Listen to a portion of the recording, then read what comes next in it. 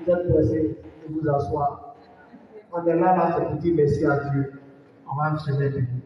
Père de joie, on va acclamer très fort le Seigneur pour tout ce qu'il fait. On va l'acclamer très fort pour tout ce qu'il fait. Père de joie, Père de joie. Voilà, c'est ça que Dieu t'a béni. Alors, si il t'a béni, dis à ton voisin que mon Dieu a été merveilleux pour moi cette année. Il faut répéter, mon Dieu a été glorieux pour moi cette année. Même lorsque c'était difficile, ton Dieu était présent. Dis, mon Dieu a été présent. Et puis bénis avec mon Dieu en l'ovationnant très très très fort.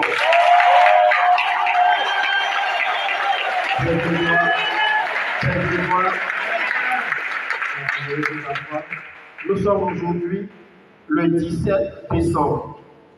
Quand on dit 17 décembre dans l'église, c'est la deuxième partie du temps de l'Avent. En d'autres termes, c'est la venue imminente de notre Seigneur Jésus-Christ. Et lorsque vous entendez l'évangile, il est question de la généalogie de Jésus-Christ. Depuis Abraham jusqu'à Jacob. Oui. Et 14, 3 générations.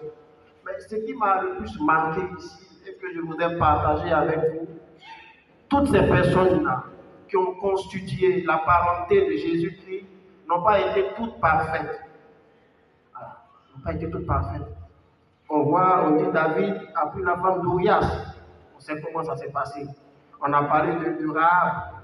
On a parlé même des difficultés. Cette généalogie s'est propagée même pendant l'exil à Babylone, pendant qu'ils étaient en esclavage.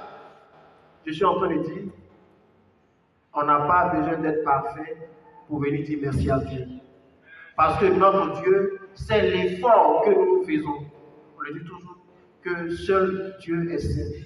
Mais Dieu est heureux de savoir que ses enfants qu'il aime tant et qu'il aime tant, viennent lui dire merci, quelle que soit leur faiblesse durant cette année. Je suis en train de dire que quelles que soient les épreuves, quelles que soient les douleurs, quelles que soient les difficultés, quelles que soient les blessures que nous avons reçues durant cette année 2025, venons les déposer aux pieds de Dieu et disons-lui merci de ce qu'il a fait pour nous.